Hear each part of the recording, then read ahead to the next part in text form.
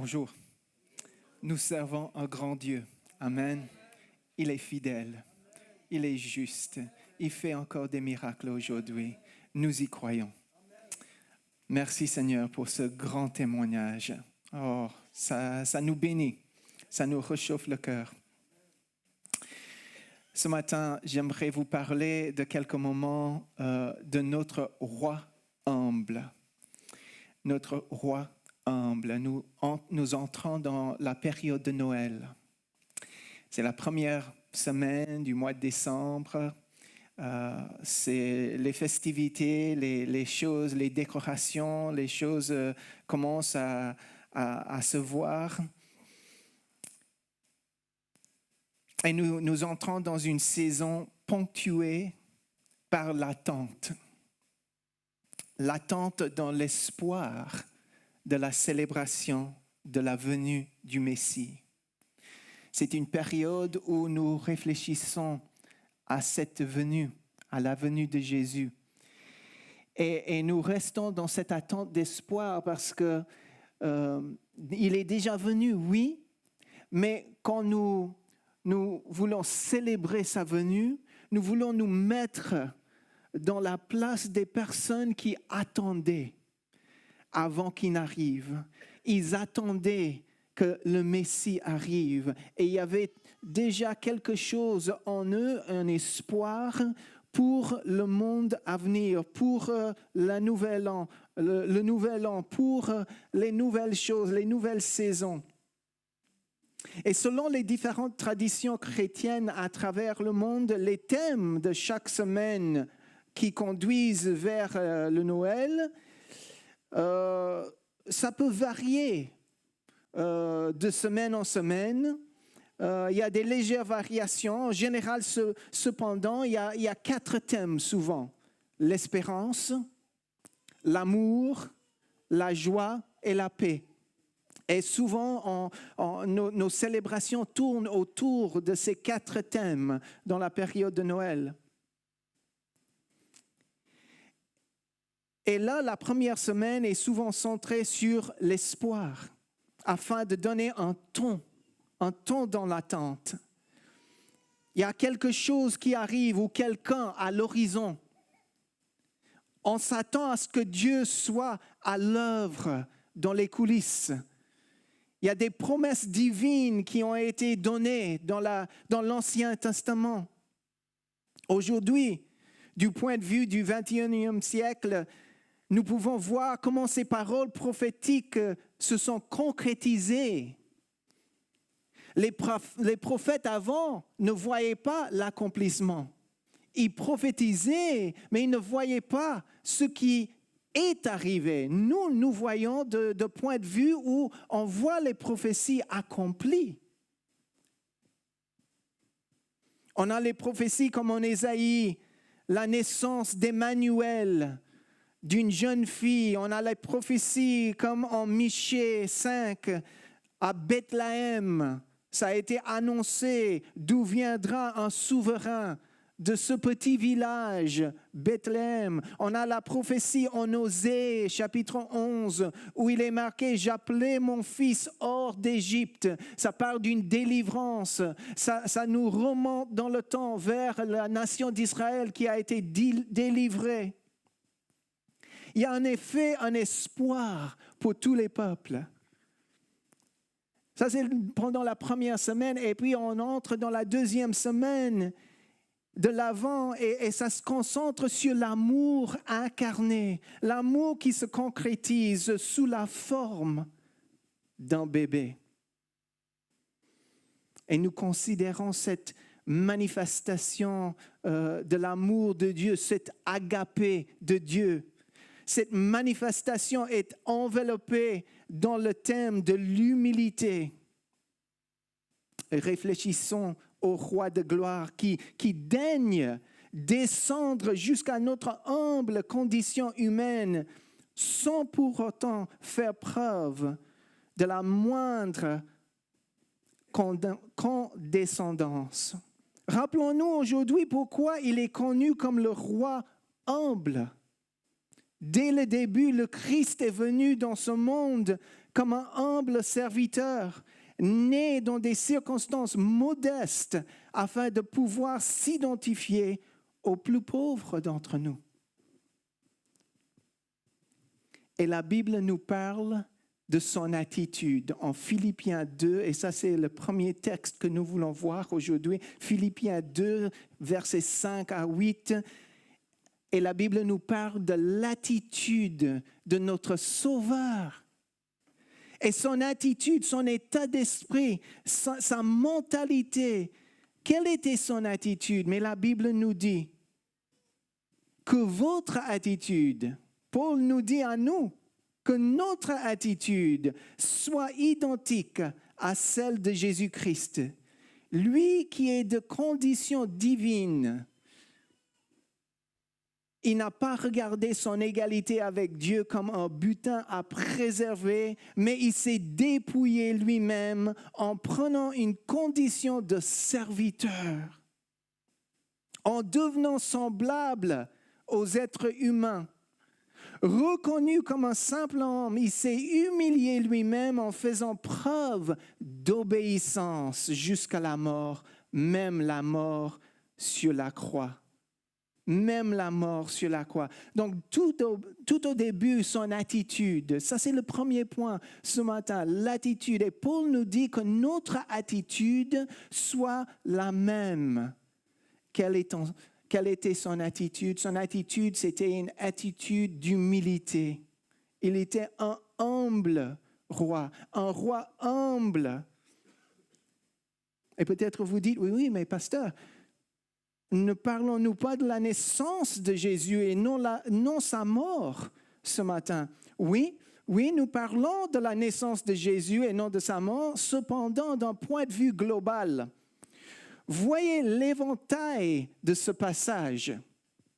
Il a été créé à l'image de Dieu, à l'image de l'homme. Il était Dieu. Il a été créé à l'image de l'homme et il y est resté jusqu'à sa mort à la croix. Donc, il est né dans l'humanité, il est devenu l'humanité et il est resté un être humain quand il était sur terre. Dieu, oui, mais un être humain aussi. Et cependant, plusieurs autres mots ou phrases me sautent aux yeux dans ce passage. Déjà, son attitude, son état d'esprit, oui. Il s'est réduit à rien. Il s'est humilié. Et puis, on parle de serviteur. Ça me saute aux yeux. Il s'est humilié. Il est devenu obéissant, la Bible nous dit. Comment le Dieu de gloire peut devenir obéissant? Il est le roi des rois. Mais dans le plan de Dieu, on voit, dans le plan du Père, on voit que Jésus est devenu homme comme nous. Il a subi les mêmes choses que nous subissons. Il est devenu obéissant. Il s'agit là de concepts très forts, chargés de sens. Que se passe-t-il ici? Rien de moindre que la deuxième personne de la Trinité s'insérant dans l'humanité pour devenir l'homme-dieu. Quelle humilité incroyable et exceptionnelle. C'est vraiment contre-intuitif pour la volonté humaine de s'humilier ainsi, n'est-ce pas? Mais à cet instant, lorsque le Saint-Esprit a fécondé le sein de Marie, la divinité de Dieu a assumé toute l'humanité et à partir de ce moment-là, la rédemption de l'humanité a commencé, mes amis. Le roi de gloire est venu sur terre au milieu d'une famille pauvre. Il n'est pas arrivé, pour ainsi dire, en grande pompe, comme les rois terrestres, le souverain de l'univers est apparu dans la situation la plus vulnérable, comme un bébé sans défense, qui avait besoin de chaleur, d'un abri, de nourriture, de vêtements, et non pas selon l'idée que nous nous faisons des dirigeants tels qu'un commandant ou un juge ou même un dirigeant démocratiquement élu. Non, il était plus bas que ça. Et au lieu de chercher le pouvoir, le prestige, la position, il n'a rien fait. Au lieu de s'attendre à être attendu de pied ferme, il a pris le rôle de serviteur jusqu'à laver les pieds de ses disciples. Je ne sais pas si vous avez jamais participé à une réunion où les gens ou les chrétiens, dans un moment de prière, un moment de consécration, se lavent les pieds les uns les autres. C'est un moment assez humiliant, quelque part, de laver les pieds les uns les autres. Et le roi serviteur est allé jusqu'à laver les pieds de ses disciples. Au lieu de se livrer au complot de ses ennemis, il s'est abandonné à l'obéissance, à la honte, à l'humiliation, à la mort.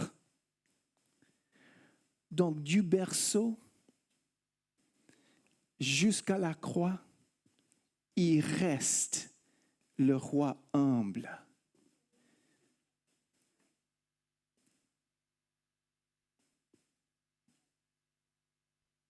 Ça me fait rappeler d'une histoire, quand on parle de l'attitude de Jésus, ça me fait rappeler une histoire dans une église locale où le pasteur, pendant la période de Noël, avait annoncé à la congrégation qu'ils allaient faire une offrande spéciale pour une famille dans l'église qui était vraiment dans le besoin. Et donc, il a dit à la congrégation de se préparer pendant 4 semaines. Et à la fin du mois, ils allaient recevoir l'offrande et ils allaient bénir cette famille qui était dans le besoin. Donc, tout le monde a entendu. Et puis, il y a une famille dans l'église, une famille modeste, de très peu de moyens, qui a entendu l'annonce aussi et qui a dit, OK, ils se sont concertés ensemble dans la famille, ils se sont dit, nous allons économiser.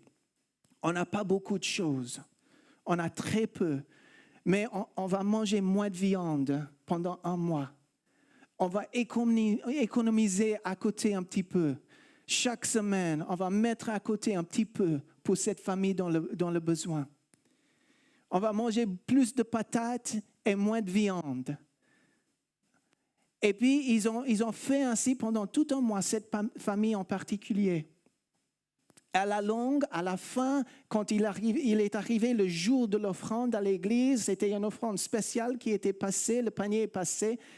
Ils avaient la joie, cette famille, de donner et de déposer dans le panier cette offrande qu'ils avaient économisée pendant tout un mois. Et puis, le lendemain, la mère, c'était une mère avec plusieurs enfants, a reçu un appel du pasteur pour lui dire que sa famille à elle, c'était la famille choisie à recevoir l'offrande. Mais à son grand chagrin, quand on lui a donné l'enveloppe, elle a regardé dedans. C'était exactement le montant que elle et ses enfants avaient économisé.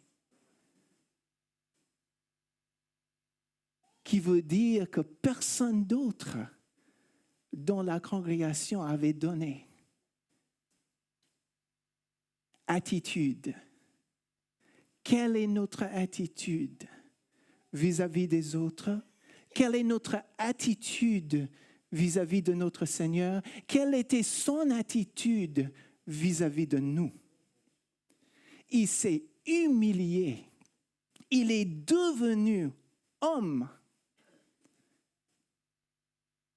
qui était une grande descente vers quelque chose qui n'était pas. Il est Dieu. Attitude. Donc, j'aimerais parler ce matin de notre attitude. Philippiens 2, Paul nous dit que votre attitude soit identique à celle de Jésus-Christ. Amen. Du berceau à la croix, il reste le roi humble. Donc, quelques questions sont venues dans mon esprit et j'aimerais vous poser ces questions de manière rhétorique ce matin, mais qu'on puisse réfléchir. Comment ces mots-clés de ce passage de Paul aux Philippiens influencent-ils ma propre attitude? Mon attitude par rapport à son rôle, le rôle de Jésus, son autorité dans ma vie. En ce qui concerne mes relations avec les autres, comme Jésus s'est soumis à la volonté du Père, combien plus devrais-je me soumettre à sa volonté en tant que Seigneur de ma propre vie? Quelle est l'attitude générale de mon existence sur terre? Qui est sur le trône de mon propre cœur? Où est-ce que je trouve la force pour ce passage sur terre, ce passage qu'on appelle la vie?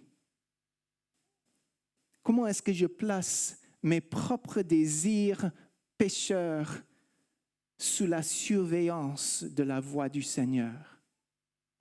Et donc, comment cela devrait-il influencer la manière dont je le vois dans cette période de Noël? Tout se résume à ce qui pourrait être le thème principal de cette saison, l'amour.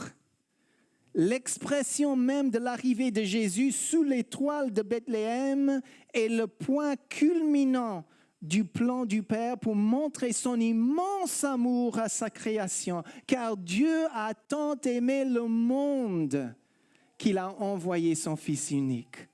Amen. Et cela nous amène au deuxième point de ce message aujourd'hui. De quelle manière l'attitude de l'humble roi, de l'humble agneau de Dieu, combien-t-elle le fossé entre le monde brisé dans lequel nous vivons et la plénitude que nous recherchons si désespérément? La motivation de l'humilité du Christ peut être comprise à travers ce seul mot, chargé d'une signification si profonde et multiforme, l'amour. Il nous a aimés, c'est pourquoi il s'est fait l'un de nous.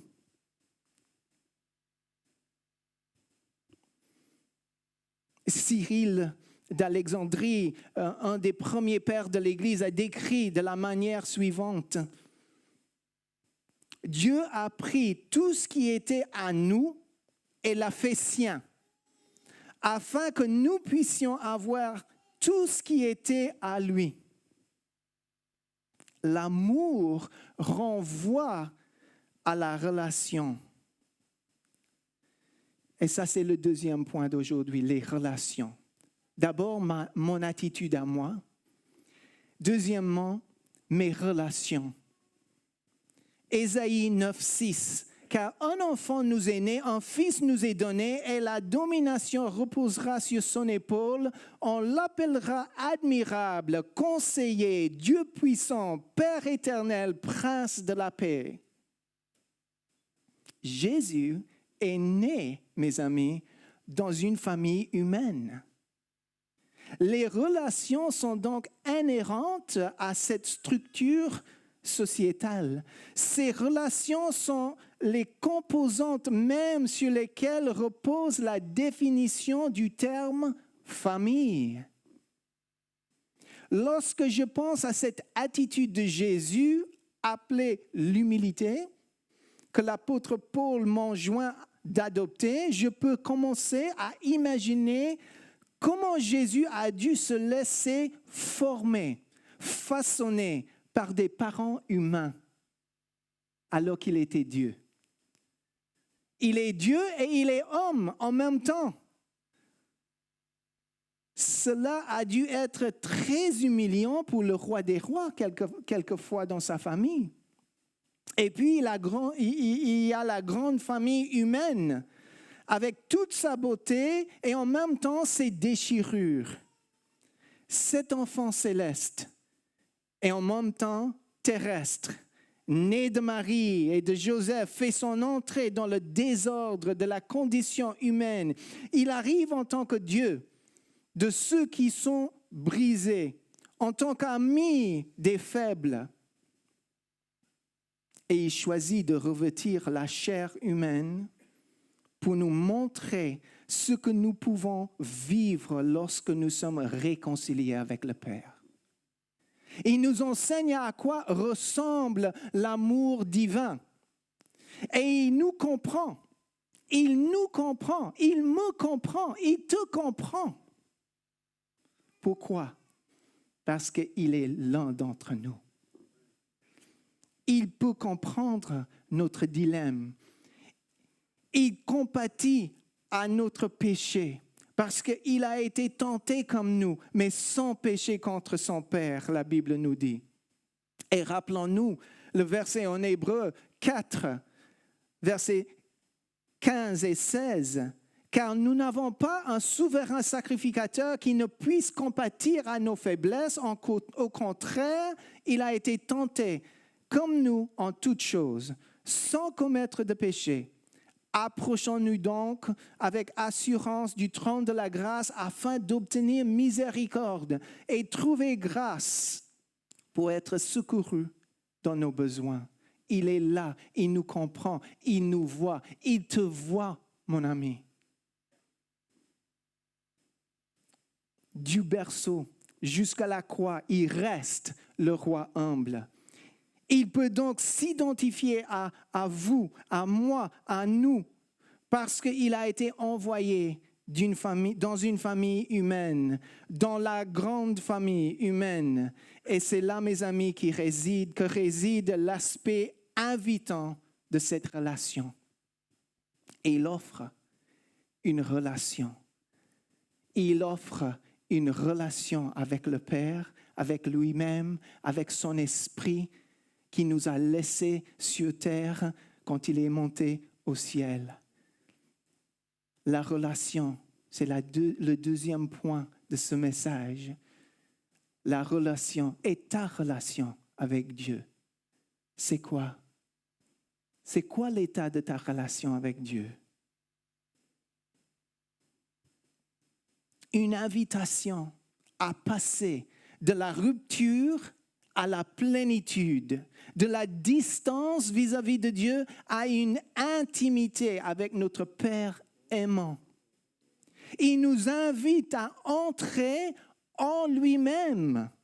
Il nous invite à une transformation intérieure de nos esprits lorsque nous l'invitons en retour à s'installer dans nos cœurs, dans nos vies, dans nos esprits. Peu importe à quel moment, à quel point nous sommes brisés, malmenés, rien n'est trop difficile pour ce roi humble mais tout-puissant. Il peut guérir, il peut régénérer notre relation, non seulement avec le Père, mais aussi avec les autres autour de nous. Il peut le faire, il veut le faire. Et voilà ce qui est l'amour divin. Voilà ce qu'il fait. Il répare. Il nous répare. Amen. Ainsi, cet enfant qui naît, ce fils qui est donné, devient maintenant notre merveilleux conseiller. qui nous instruit selon sa volonté. Il devient maintenant notre Dieu puissant qui ferait un chemin là où il semble n'y en avoir aucun. Il devient maintenant notre Père éternel qui ne nous abandonnera jamais. Il devient pour nous maintenant le prince de la paix qui apaise nos cœurs angoissés. Quels sont les résultats d'une bonne relation avec Dieu lorsque nous faisons l'expérience d'une vie transformée par le sacrifice du roi humble? Lorsque nous recevons la puissance de l'Esprit qui nous accompagne dans la vie, que se passe-t-il alors? Mais rien d'autre que le désir et la capacité de présenter maintenant, après notre propre expérience, de présenter aux autres notre roi humble par la parole, par l'action. En d'autres termes, nous prenons du service dans ce royaume en expansion de notre Seigneur et Sauveur. D'abord, l'attitude de Jésus, est-ce qu'elle est la mienne? Paul nous demande. Deuxième, les relations. Relation avec Dieu, relation avec les autres. Dieu est capable de restaurer. Puis troisièmement, et ça c'est le troisième point aujourd'hui, le service. Le service. Jean 1, 14. Et la parole a été faite chair, et elle a habité parmi nous, pleine de grâce et de vérité, et nous avons contemplé sa gloire, une gloire comme la gloire du Fils unique venu du Père. La parole a été faite chair, elle est venue rendre service. Il a habité avec l'humanité. Il est venu bénir l'humanité. Pierre, en Actes 10, verset 38, a déclaré aux païens dans la maison du centurion romain Corneille, il a dit, Dieu a oint Jésus de Nazareth du Saint-Esprit et de puissance, et il allait de lieu en lieu faisant du bien et guérissant tous ceux qui étaient sous l'empire du diable, parce que Dieu était avec lui. Ainsi, nous aussi, une fois transformés par la puissance de ce roi humble, nous entrons au service de son royaume. C'est un royaume à l'envers, hein? Ce n'est pas un royaume comme nous voyons sur la terre, c'est un royaume à l'envers, où la loi de l'amour est l'ordre du jour. Nous adoptons l'attitude de Christ. Cela se répercute dans nos relations et nous sommes remplis de son esprit. Et c'est pourquoi normalement au cours de la 3e semaine de l'Avent, nous célébrons la joie. La joie est là. C'est la joie de Marie, la joie de Joseph, la joie des bergers, la joie du monde. Le Sauveur est venu. Que la terre reçoive son roi humble. Le roi humble est venu pour servir, la Bible nous dit. Et c'est pour cela que je vous appelle au service également ce matin. Matthieu 20, 28. Le Fils de l'homme n'est pas venu pour être servi, mais pour servir et donner sa vie en rançon pour beaucoup. En suivant son exemple, nous servons et nous proclamons avec un cœur immensément reconnaissant ce que Jésus a fait dans nos vies.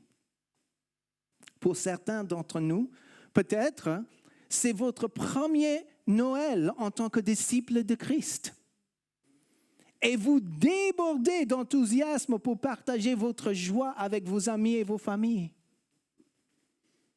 Pour certains d'entre nous ce matin, c'est peut-être le premier Noël où Vous pouvez adorer Jésus ouvertement et publiquement. Je ne sais pas. Et c'est donc avec joie que vous venez vous rassembler en son nom dans un nouveau pays peut-être. Pour certains d'entre nous, servir les marginaux de notre société en distribuant la nourriture, en priant, en témoignant dans les différents endroits vous procure une grande joie. Gloire à Dieu. Pour certains d'entre nous, servir pendant ces rassemblements dans le bâtiment que nous appelons l'église locale, par la production audiovisuelle, merci beaucoup, le service protocole, la musique, la louange, l'équipe de prière chez les enfants et les jeunes et bien d'autres aspects est une façon de donner joyeusement nos talents. Pour certains d'entre nous, rendre visite aux personnes âgées ou isolées pendant cette saison est une façon de servir. Pour certains d'entre nous, inviter les personnes déplacées de leur famille ou sans famille à se joindre à votre table pour le repas de Noël ou un autre repas est une façon de servir aussi. Pour d'autres, vous êtes à la recherche peut-être de ces rendez-vous divins orchestrés par l'Esprit lorsque vous vous rendez au travail, à l'école, ou que vous interagissez avec les gens de votre quartier, au supermarché ou dans le parc. Quel que soit le geste, quelle que soit la gentillesse, je vous encourage à adopter ce matin l'attitude du roi humble en cette période de Noël. Priez pour que sa présence imprègne vos interactions relationnelles aussi. Et cherchez des moyens de servir le Seigneur et son peuple, ainsi que les brebis qui se trouvent à l'extérieur de son pâturage. C'est un moment dans l'année où souvent les gens sont beaucoup plus ouverts à la parole. Parce que soit il y a une joie dans leur cœur, ou soit il y a un désespoir pendant cette période. Que nous soyons attentifs. Et ce matin, alors que nous avons partagé la Sainte Seine ensemble, le pain et le jus, rappelons-nous certaines des images qui accompagnent notre Sauveur. Souvenez-vous qu'il s'est appelé lui-même le pain de vie. Quelle belle image du roi humble, né à Bethléem. Et le nom Bethléem, c'est un nom qui peut être interprété comme la maison du pain. Né à Bethléem, la maison du pain, ce pain de vie est arrivé sur la scène. Ce pain de vie a été placé dans une mangeoire. Et ce pain de vie a ensuite été brisé sur une croix romaine. Fin de l'histoire? Au contraire. Le pain de vie ressuscité et monté devient la nourriture spirituelle de chacun de nous qui lui confie notre vie. Une relation vraiment satisfaisante qui permet à chaque disciple de Jésus de dire avec le psalmiste en psaume 34 et verset 8, « Goûtez et constatez que l'Éternel est bon. Oui, heureux l'homme qui trouve son refuge en lui. » Et nous distribuons à notre tour ce pain de vie à tous ceux qui veulent bien participer à l'essence vivifiante du pain de sa présence. Je termine avec ce verset en Galates 4:4 qui nous dit « Lorsque les temps furent accomplis, Dieu envoya son Fils, né d'une femme, né sous la loi, pour racheter ceux qui étaient sous la loi, afin que nous recevions l'adoption de fils. » Par son attitude, par ses relations et par son service, le roi humble nous montre le chemin en cette période de Noël. Suivons-le ensemble. Amen. Seigneur, ce matin, nous voulons te dire merci pour qui tu es. Merci, Seigneur, pour ta présence que nous avons ressentie ici. Merci, Seigneur, pour ce temps de louange commune, ce temps, Seigneur, de prière en communauté, ce temps en famille, Seigneur. Merci pour cela. Ça nous fait du bien. Merci pour ce grand témoignage que nous avons entendu ce matin. Tu es fidèle. Merci pour qui tu es. Et en ces instants, alors que j'appelle le groupe de louanges à venir, en ces instants, nous voulons tourner notre attention vers il y a peut-être certaines personnes ici parmi nous ce matin qui ont entendu la parole et qui disent « Mais Pasteur Blair, cette relation dont tu as parlé, cette relation avec Dieu, je n'ai pas. Je n'ai pas, mais je le désire. Je désire avoir mes péchés pardonnés. Je désire entrer en relation avec Dieu le Père. Je désire recevoir l'Esprit de Jésus dans mon esprit, dans mon cœur. Je désire une transformation nouvelle afin que je puisse avoir cette joie et cet espoir dont tu as parlé. Et si c'est toi ce matin, j'aimerais ouvrir ici devant la place pour la prière. J'aimerais t'inviter à venir, et il y a des responsables, le pasteur Franck, d'autres responsables de l'Église qui sont là, qui veulent bien prier avec toi. Prier pour t'aider à recevoir cette nouvelle naissance, on l'appelle. Cette nouvelle naissance en Jésus-Christ. Si c'est toi ce matin et tu as ressenti dans ton cœur que le Seigneur, il a placé son doigt, sur ton cœur et tu as ressenti que c'est toi, que tu es dans le besoin d'une nouvelle relation, une nouvelle naissance. Mais je t'invite à venir devant. Je t'invite à venir devant. Et tu te dis, ou tu me dis peut-être, oui, mais c'est humiliant de venir devant. Tout le monde va me regarder. Non, les autres prient. On prie pour toi. Oui, c'est toujours humiliant. Mais réfléchis un petit peu. Jésus s'est humilié à la croix, tout nu, pour que tu aies cette nouvelle naissance en lui.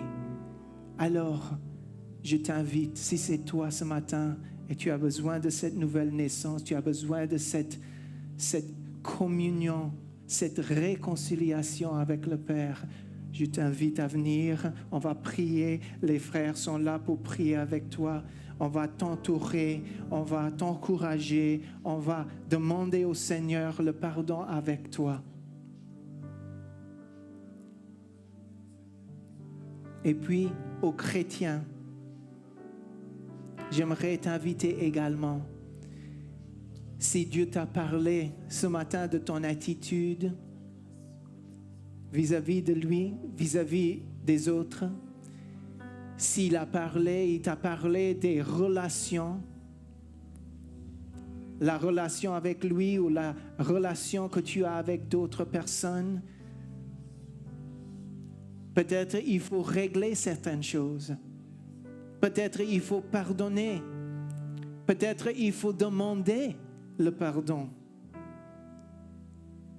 pour que tu marches dans la vérité, pour que tu marches dans la joie et dans l'espoir.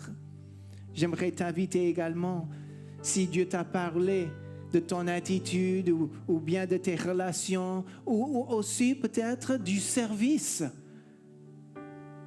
Peut-être il t'a appelé à entrer dans le service du roi des rois, dans un domaine particulier, dans l'église locale ou à l'extérieur. Et tu veux simplement concrétiser cet engagement ici à l'hôtel devant. Je t'invite également. Donc, si le Seigneur t'a parlé ce matin, d'une manière ou d'une autre, j'aimerais qu'on puisse venir, ceux qui sont touchés par l'Esprit de Dieu, que vous puissiez venir et on va prier ensemble. Pendant que le groupe de louanges nous dirige, pendant que le pasteur Franck prenne la parole, on va prier ensemble. Seigneur, sentez-vous libre. Si vous êtes là et le Seigneur t'a parlé, sentez-vous libre de vous approcher. Seigneur, ce matin, nous te disons merci, Père. Merci pour cette relation que tu nous offres. Merci, Seigneur, pour cette attitude de Jésus qui s'est humilié. Oh Seigneur, pour que nous ayons la vie éternelle.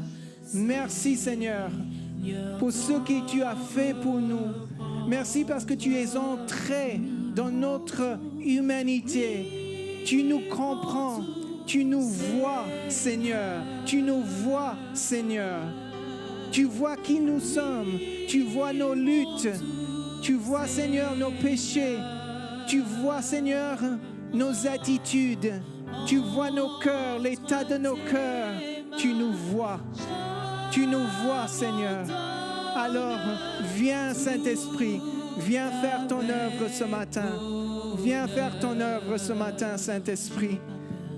Oh, viens nous changer, viens nous transformer, Seigneur, au nom de Jésus, au nom de Jésus. Sur le chemin de la croix, c'est pour toi que je veux vivre, je connais, j'aime. Tu es capable, Seigneur, à tout faire. Tu es capable à tout faire, Seigneur. Oui, prends tout, Seigneur. Prends tout. Prends tout, Seigneur. Prends tout, Seigneur. Oui, prends tout, Seigneur. Prends tout, Seigneur. Sans rien garder, je te livre tout avec bonheur. Prends mon corps et prends mon âme, que tout en moi soit à toi, que par ta divine flamme tout mal soit détruit en moi. Prends tout, Seigneur. Oui, prends tout, Seigneur. Prends tout, Seigneur. Oui, prends tout, Seigneur.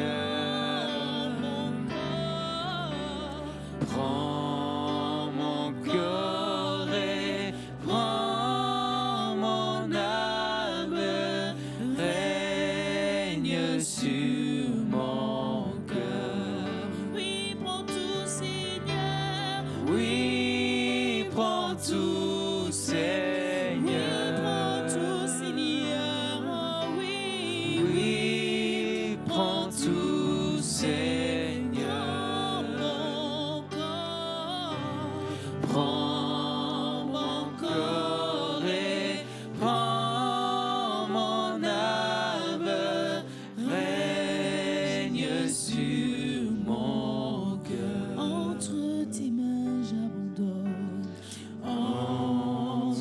tes mains, j'abandonne tout ce que j'appelle mien. Oh, ne permets à personne, Seigneur, d'en reprendre. Oui, prends tout. Oui, prends tout, Oui, Seigneur. prends tout, Seigneur. Oui, prends tout, Seigneur. Entre tes mains, J'abandonne tout avec bonheur.